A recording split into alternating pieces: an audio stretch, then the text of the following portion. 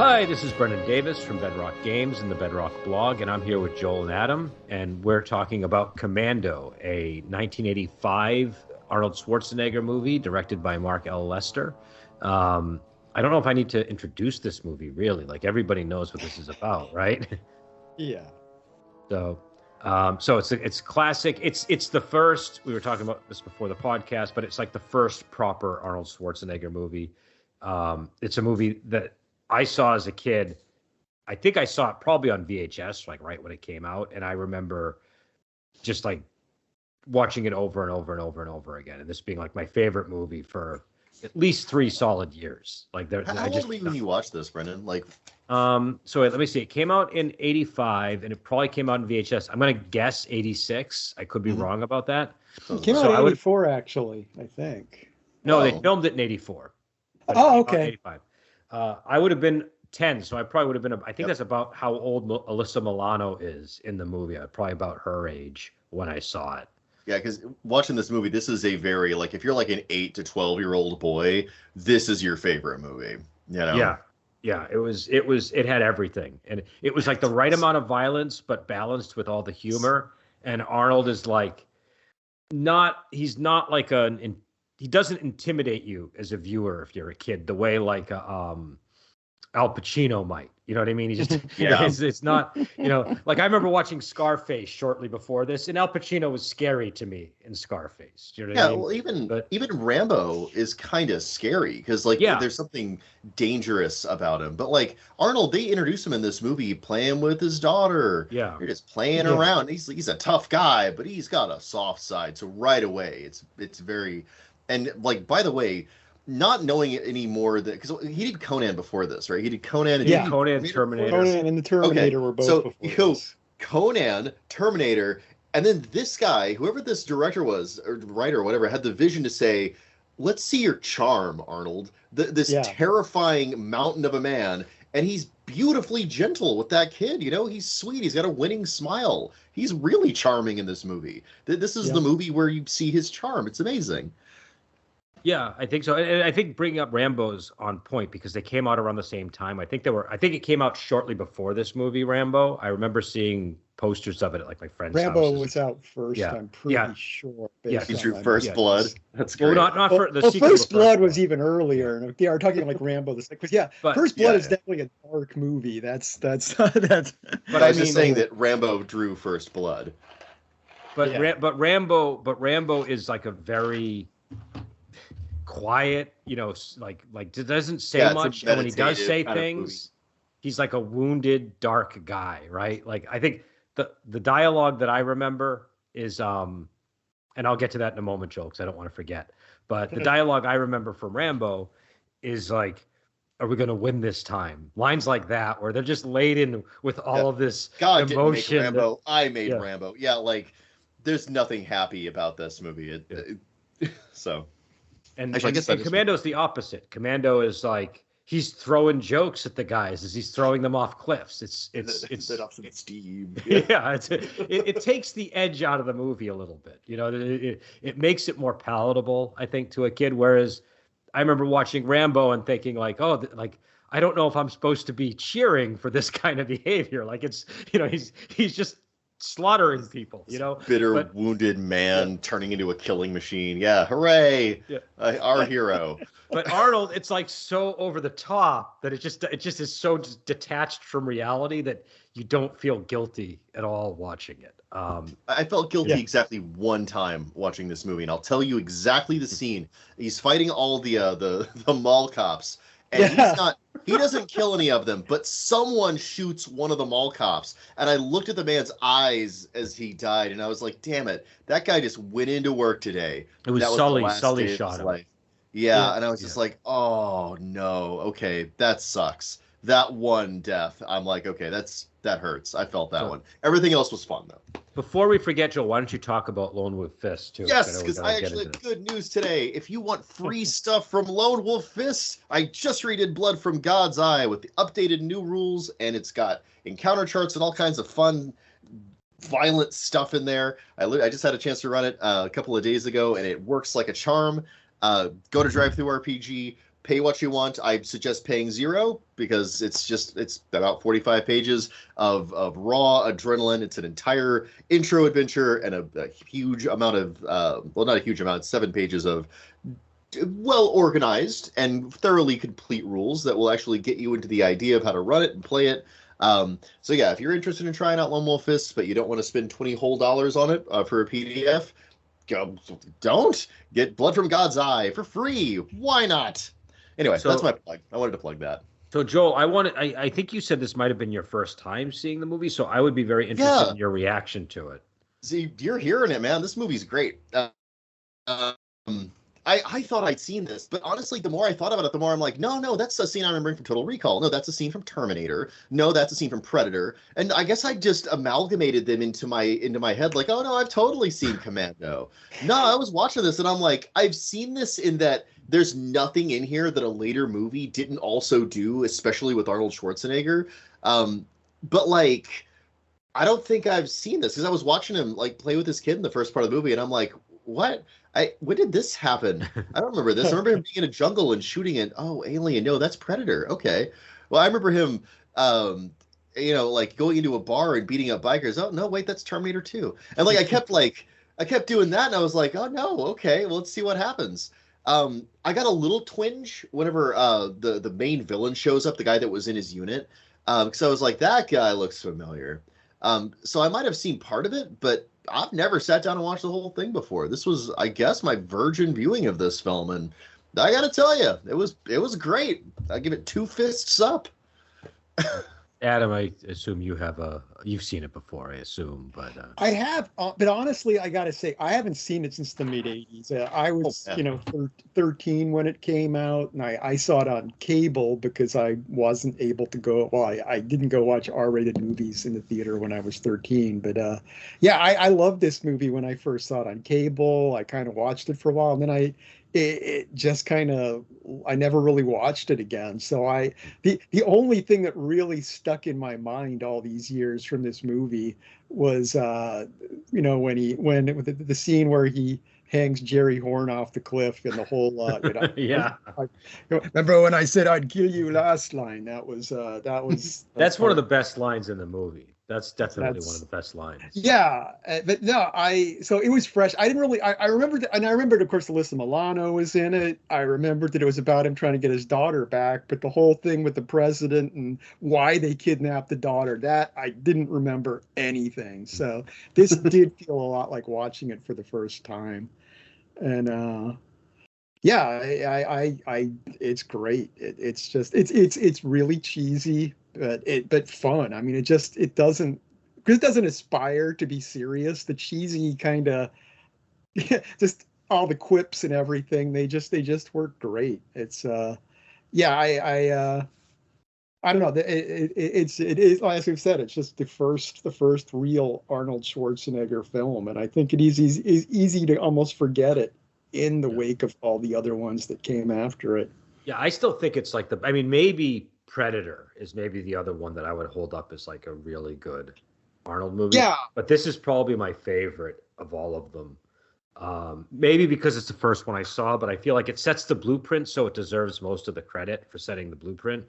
And it was as good as I remember. Like everything about it, it's that perfect balance of humor and action that's really hard to do, I think. Like a lot of movies, like even Dirty Harry had some humor in it. There are movies that are, and there were like always like, race across America action movies that had humor, and what I mean, like Cannonball and things like that. Yeah, Smokey the Bandit come to mind. Well, of course, too. This owes a lot to, like, I feel like this also draws on the Roger Moore Bond films, because that's really where you get the quip. That whole quippy thing when you kill someone and make a little one-liner, that was very Roger Moore, James Bond.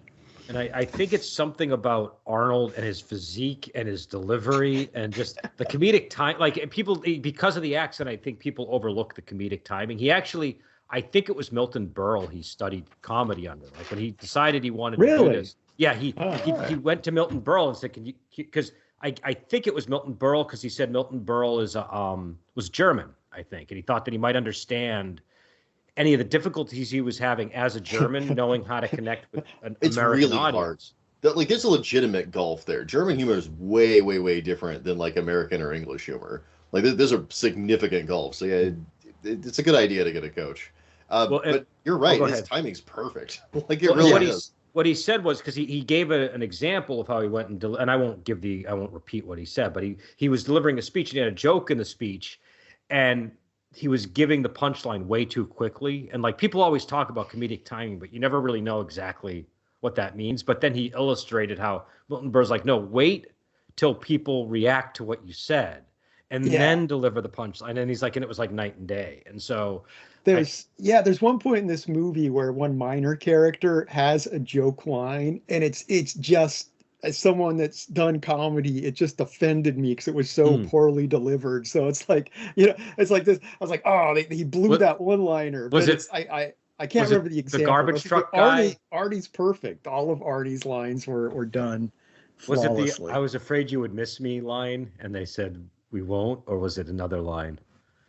No, it was midway through the movie. I think it was like one of the cops or something like that. Like I think it's when the cops are, Ray Don Chong's going along following the cops. One of them makes some joke line, and he just like totally loves it. I did like the cop who said, "You want to see me kick some ass," and that line is even more funny. The rent-a-cop, like the mall cops. Yeah. That was a good line. Yeah. I have a powerful weakness for the mall cops. They're the emotional center of the movie for me. Yeah, I one of my best friends works as a security guard. So whenever I'm playing video games and murdering security guards endlessly, I always think of him. I think this movie also owes a great deal to police story. So it would be interesting at some point to do the first police story movie and examine it. Because there's a scene in the beginning. It's not the same. It's a totally different setup. But there's a scene with a car going down a hill that has a lot of similar type things going on, except it's a much more elaborate event because he's a cop on a job. And there's also the mall scene. And I believe there are other similar types of scenes in it. I'll say another thing to call out about this movie too is I harp on this all the time, but this movie is 1 hour and 30 minutes. It's like, I wish Hollywood would frickin' understand that most movies should not be longer than 1 hour and 30 minutes, unless you have a good reason. It's like it's exactly as long as it needs to be. My rule of thumb is I feel like a character study or drama, I feel I can get away with more than 90 minutes. But an action movie starts to really drag if you go over that 90 minutes. And comedies. Action movies and comedies should never be over 1 hour and 30 minutes. When was the last time you saw a comedy come out of Hollywood? Well, when was the last? I don't think there's been one comedy this century. You're going all the way back to the 2000. It's been like 1 hour and 30 minutes. They're all like 2 hours. Then they come out with the extended DVD version that's like, hey, now it's 2.5 hours long. We threw in all the bits we cut because they were terrible. And it's I don't like the messing with the flow of a movie. And that's what's happened to Amadeus. The extended version is now the default, and it's to me it's not as enjoyable. I know there are some people who prefer the extended one. The director's cuts have been an absolute disaster for cinema. Yeah, it's like this stuff was cut for a reason. So let's not get too down note on this one. The 90 minutes, and also like I want to point out like I've been obsessed with screenwriting recently and like the art of screenwriting, and like this film is like the perfect 3-act structure. It's so. I think we lost Joel there. We've had a freeze up. On that subject, I feel like the movie doesn't really attempt to reinvent the wheel in terms of story structure. It feels like it's it keeps things pretty straightforward, which I think is part of why it's so easy to watch. Yeah, I mean, really, the only unexpected twist or anything, if you even want to call that, is like when Arnold gets arrested when he's getting the guns and she has to rescue him. It's like that's. Other than that, it's pretty much straightforward Arnie going and accomplishing his goals one step at a time. Yeah. It's also the plot is just so simple. It's like go beat up the guy, look in his car, get the thing. That leads you to the next step. It's not anything over. It's like everyone's got a clue in their pocket. It's like a very, very quickly constructed role-playing game adventure. It's like, there's a matchbox here. Okay, this has got the address on it. Let's go to the next place, get into the next fight. the thinnest veneer of clues, right? Like the Yeah. thinnest veneer of clues. It knows it's not a mystery. It's like we came here for the action, not to watch Arnold ponder to find what happened to his daughter. Yeah, what was it? The things that also sort of stand out to me, like there's obviously there's the lines like, you know, remember when I said I would kill you last, and he said I lied, and there's also the line when he says right, and then he says wrong, which he says in a lot of movies when the guy asks him to cooperate. That's my favorite one-liner by Arnold is when he says wrong. That's just because it's followed by such violence that it, you know, I think he did the similar line in Terminator. I think that's where that line might have started. Yeah, of course they have the "I'll be back" callback in this movie too. I'll be back. Yeah, I feel so. Here's my feeling. I mean, obviously it's in every Arnold movie for the most part. there may be one or two that don't have. Yeah, this would have been the first callback though, because I think this is the first one after Terminator, if I'm correct.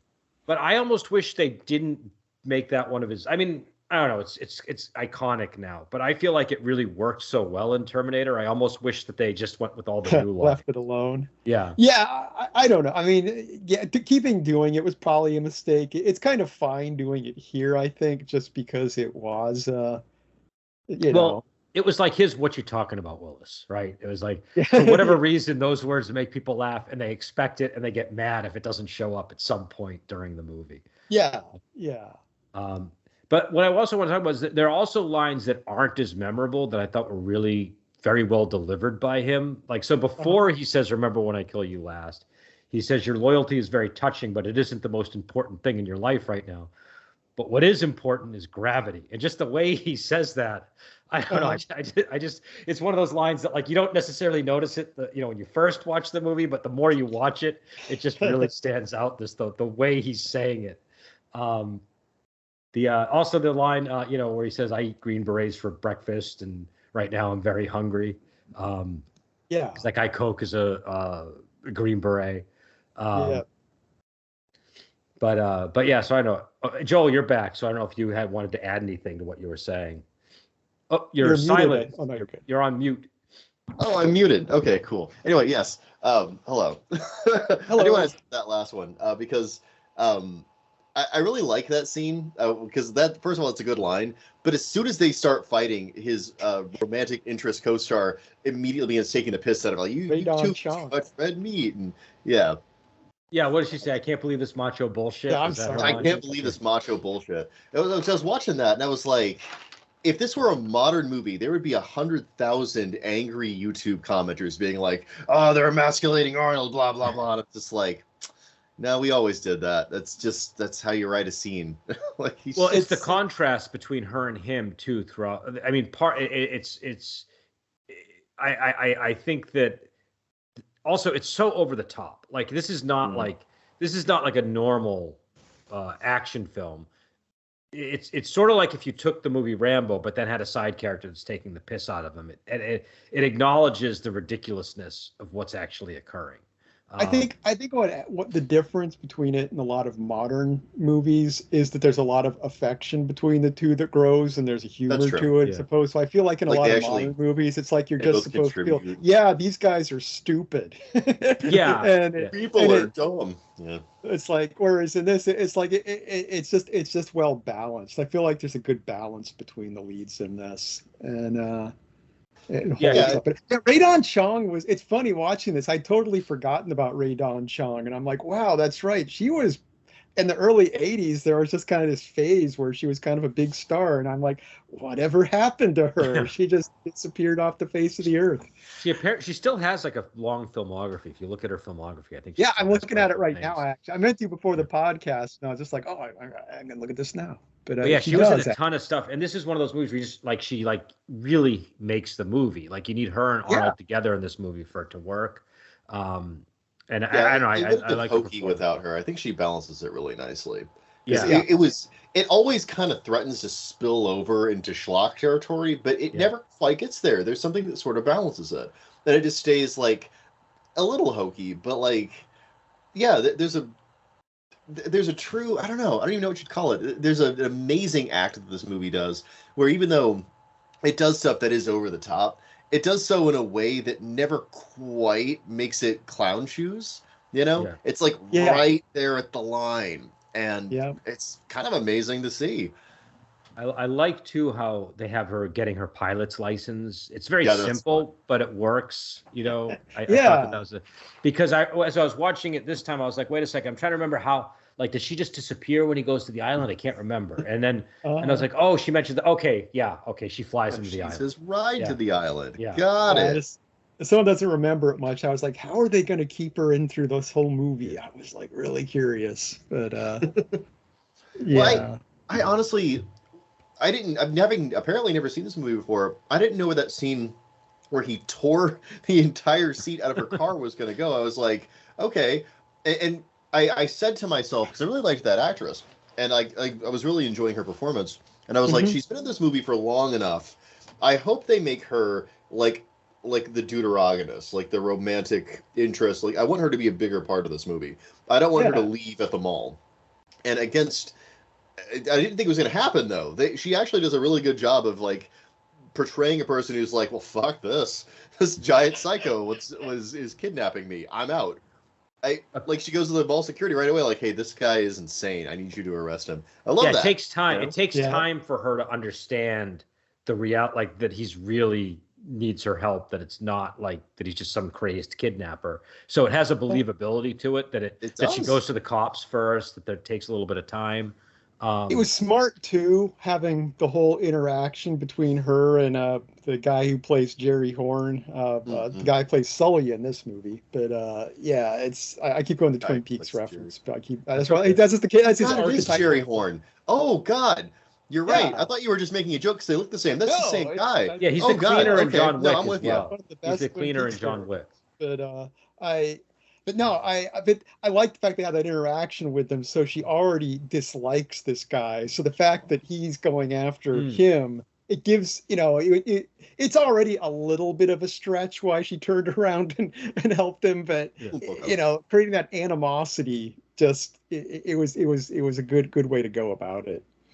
No, I thought that worked, and I thought he did a really good job of playing this like sleazy criminal. So punchable. The punchable face. It worked really well. Also, I like that she has that interaction with him, and then Arnold comes up behind her. And my reading of it is she doesn't necessarily know if it's connected to that interaction. She might think it's that same guy. Do you know what I mean? So it's like there's I thought that just the way that they transitioned into it worked. What about we wanted to get into cliches versus archetype. I don't know if we've discussed that yet or not, what people's thoughts are on that. I had to look up the guy who played Jerry Horn. I didn't remember if he was in The Return or not. Sorry, I had to scratch that itch. He was, he was wandering around. He was wandering around in the woods the whole time on his with his new legal cannabis. He had a cannabis business, and he wanders off into the woods. But okay, yes, we're gonna draw you into this one day, Brendan. One day. Well, the reason it's on my mind because you're talking about like something that's archetypical versus something that is cliche. Twin Peaks does something similar with that, where it kind of rides the line between something that's sort of almost comedic, but also like at the exact same moment, something that's recognizably almost mythical in tone. When you talk about archetype, it's one of those things where I don't know if you could define it in a way that actually really defined it. You kind of just know it when you see it, right? It's the same thing with a cliche. I don't know that I could say, like, if I could give a really good dictionary definition of cliche that actually felt correct and inclusive. But if I see something that's really cliched, I can be like, there it is. So in both cases, you know it when you see it, right? I think he really epitomizes like the 80s hero against the backdrop of the Cold War. Like that's really the sort of that like Reagan era action hero is what Arnold captures for me in a movie like this. I also think. Oh, go ahead. Well, I was thinking when I was watching this part was not written for Arnold. Was what came to my mind because this is like an all-American part, right? You're right. It's like a Reagan era. It was written for Gene Simmons. Gene Simmons from Kiss was supposed to originally star in it. So here's the thing. Okay. I looked that up and I heard two different things and I don't know which one is. Oh, okay. So it was either written for him and he was supposed to play the hero, or which I think is maybe more plausible, he was supposed to play the Bennett character because apparently Gene Simmons had the rights to Commando, and somehow because he approached the guy who played Bennett at a party, and it's like, I have a bone to pick with you. But then he eventually complimented on him because he said, you played the role much better than I did. But I could also see that maybe Gene Simmons just got the guys confused and, thought he was complimenting the star of the movie, not, so I don't know.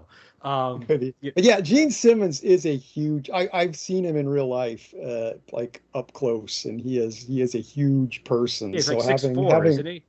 Yeah, he's just a giant. It's like with the bookstore I worked at, he came in one day, and it's just like, whoa. So it's like he would have been having Arnold and him facing off in an action scene would have been an interesting choice, but it would have been. But yeah, no, I think you're right. It captures that moment in history because this feels like almost like a G.I. Joe movie for grown-ups, like, and not that much.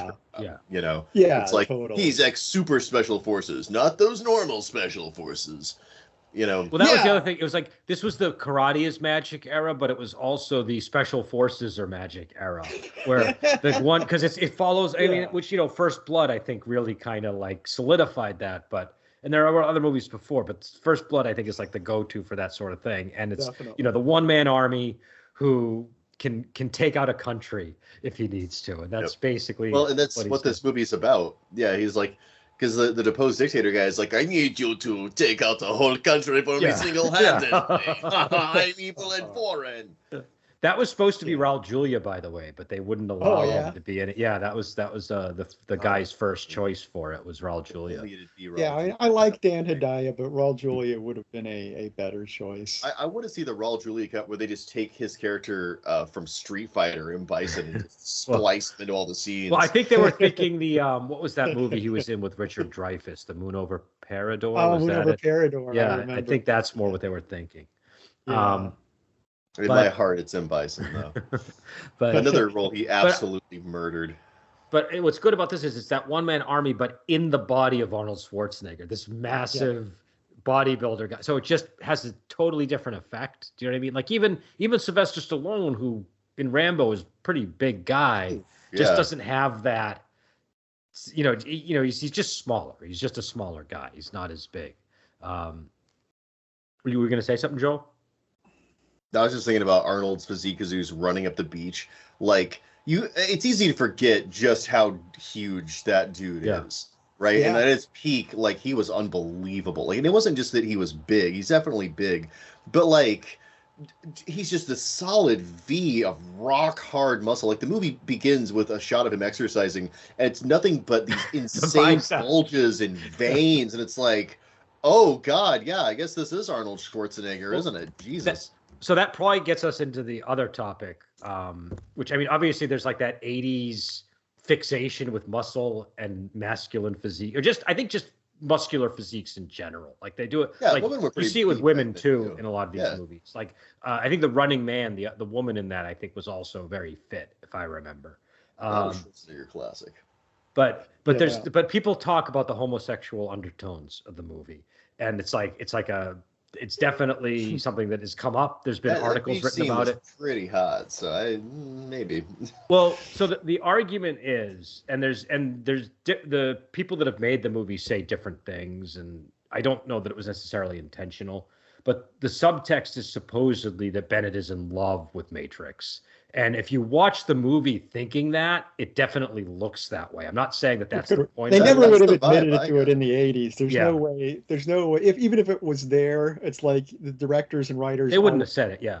Well, also, I guess. Oh no, there's no gay subtext in this movie. Definitely not. Definitely not. So I looked it up. And so one of the things that Mark Lester said, he's the director, is I don't know what people are saying when they say that to me. He seems to be the most macho soldier or person you could think of, but a lot of people think he was being sarcastic when he said that, because he also said that he told the guy who played Bennett, Vernon Wells, that he loves Matrix and hates Matrix. Now, that doesn't necessarily mean sexual love, but like the thing that I was paying attention to were the expressions on Bennett's face during that final battle scene that they have.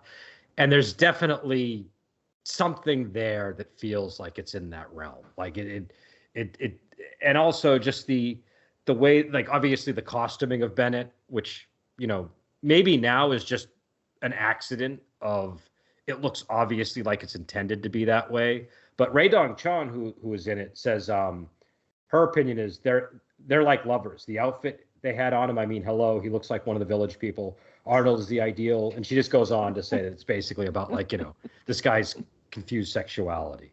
But also they depict Bennett as like he doesn't just like killing. He seems to get some kind of almost sexual pleasure out of it, the way that he behaves. So I feel he's like this close to a wuxia villain. If he'd been a little more out of the closet, I think this would have been. Yeah, he is very, because it's funny because when I looked up Vernon Wells, somebody asked him about the outfit, and his explanation for it was like, well, this guy just he's an individual and he dresses the way he wants because he can, and nobody can stop him. And that's like the most wuxia villain thing ever. That's, you know, that's what wuxia villains do. They do what they want because nobody can physically stop them from doing the things that they want to do. Yeah. And in this guy's mind, his only competition is Matrix. But the other thing people he's not point wrong to, though. Yeah, no, you're totally right. There is a real. I wasn't really thinking about watching the movie, but this is very wuxia-like, the relationship between those characters. I don't know. I feel like, oh, duh. Why was I not thinking about that watching this movie? No, it definitely has. It definitely has like a martial world feel too, because there are all these characters that exist in that world that they're in, and they might be using guns, but it does have. There's a code of conduct. It seems there are a lot of things that I think feel similar to that. The other thing is I don't know, I forgot what I was going to say there, but I feel it's that he addresses Matrix by his first name and Matrix addresses him by what we presume to be his surname. We don't actually know. Maybe his first name is Bennett, but what the argument that people have made is Matrix is showing a great deal more distance from him than he is from him. And so that's part of like an unrequited love type plot. I mean, it's clear that Matrix isn't gay. He's got a daughter. He falls in love with a lady at the end of the movie. Well, that's not the argument. The argument isn't that Matrix is gay. The argument is that Bennett is gay. That's what I'm saying is I could see the read of the movie in which Bennett has this conflicted like romantic interest because he's clearly still obsessed with Matrix. He wants to pull him into this, but the last fight, he's not trying to convince him to run away to an island. He's trying to murder him with his bare hands. I just read it as a guy who's just deranged. No, and I think that's a good point. But there are things like he doesn't want to just kill him. He wants to shoot him in the balls. Do you know what I mean? Like he wants to shoot him between the eyes, and then he upgrades that to between the balls. But yeah, I know. It's just a very specific choice is the thing. But I think it's ambiguous. I don't think it was necessarily intentional. If it was, I think it's like Adam says, where they just never would have been able to say that because we already know that there was coded pretty deep into the closet, in my estimation. So, but what Vernon said is he says it was bro love. It was totally walking a fine line. I think it was an unintentional subtext. Yeah, so, I can see that. Yeah, and that could be true too. I mean, it's like there's lots of gray areas in between there. But yeah, there's definitely a connection. I mean, obviously, clearly Bennett's obsessed with Matrix. It doesn't necessarily have to be a sexual obsession. Is really the situation. No, and I think what's cool about it is sort of the ambiguity of it. That there's definitely enough there that you could make the argument. I agree with that. I agree that you can make the argument. Like you can construct that. I don't think it was intentional even slightly. But I don't think so, but I wouldn't be surprised if somebody had that intention during the making of the movie. Do you know what I mean? Like the costume designer? Yeah, or the writer, maybe the screenwriter, fine. Somebody had that thought. And again, I mean, it's very easy to pick on because the guy that played Bennett, he says like some people there's a line where he says, "I'm so glad that you could arrive" or whatever when he finds out that Matrix has reached the island, and I guess he plays with the tip of his knife, and he's like, "I was just sort of doing it as an affectation," but people read that as this phallic thing that he's touching when he says it. So I think that you have to be very careful about reading too deeply. I think that's a stretch from the standpoint too. It's like, he's glad he's looking forward to fighting him with a knife. That's it's like just going back to the wuxia thing. It's like, oh, good, I finally the master has returned, and now I can upstage him. This is what he wants. So it's like there's alternate readings to that make just, if not more sense. But I would say that it's kind of hard. Most of the characters have a pretty clear motivation in this movie. Bennett's is a little foggy. When you think about it, he seems to only want to fight Matrix. Yeah. Like, he's even, like, mocking his employer, like, your army's alive because I'm letting it live. You know? And he's not really wrong. If he's anywhere near the level of Matrix, which he clearly is, because they fight at the end of the movie, and it's a real close fight, like, yeah, that was true. That was a real brag.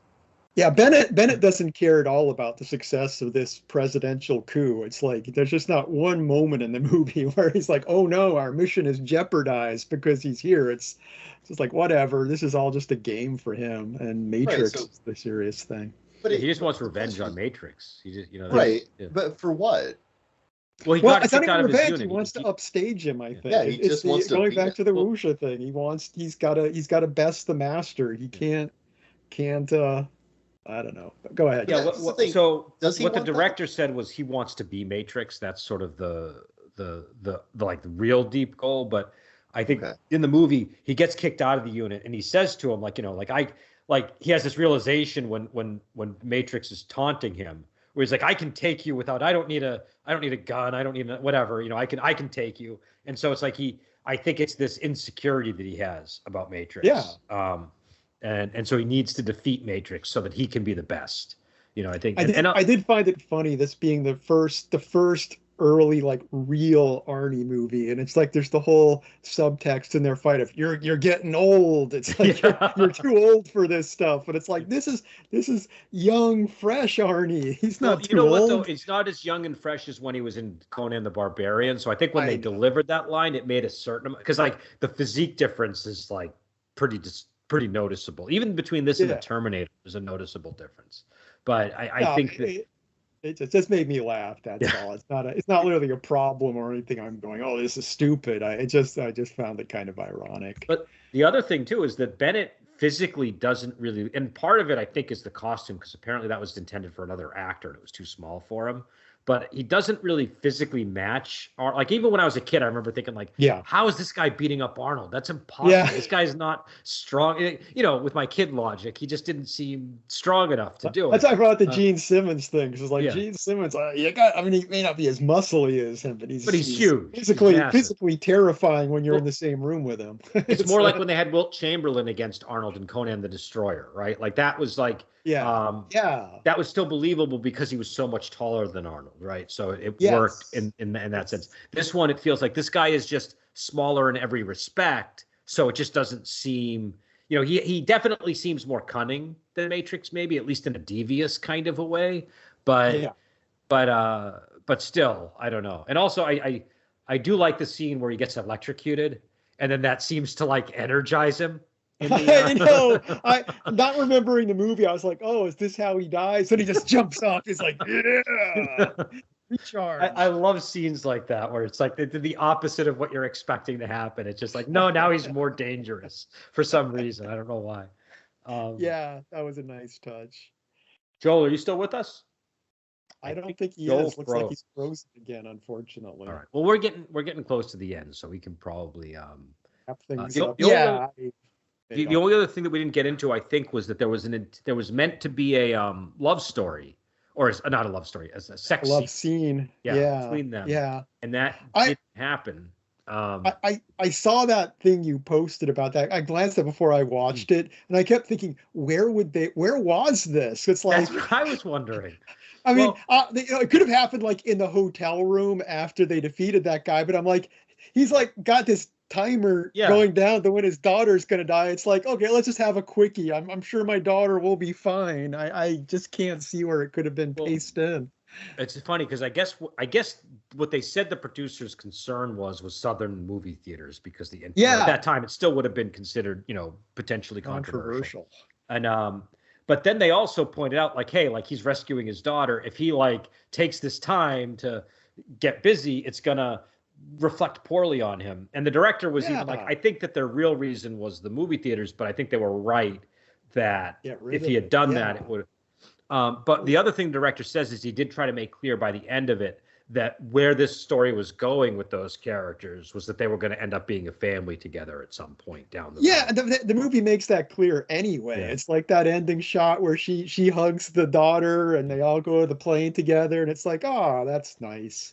But so yeah, they succeeded in that without needing to have the sex scene, that's for sure.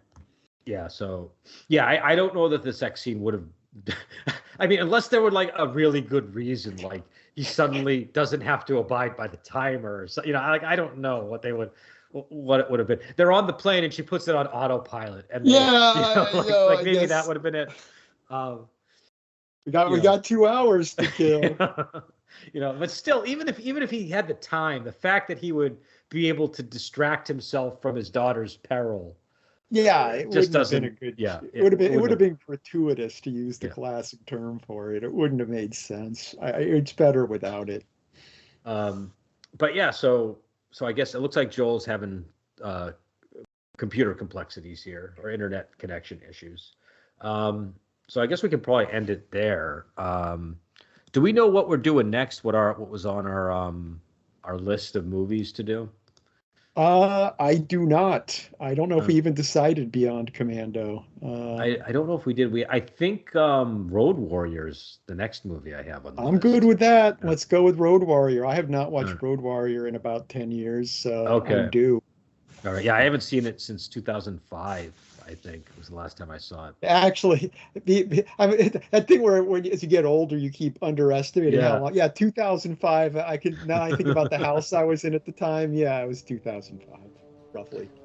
So, all right. So we'll end it there. And until next time, we will talk to you later.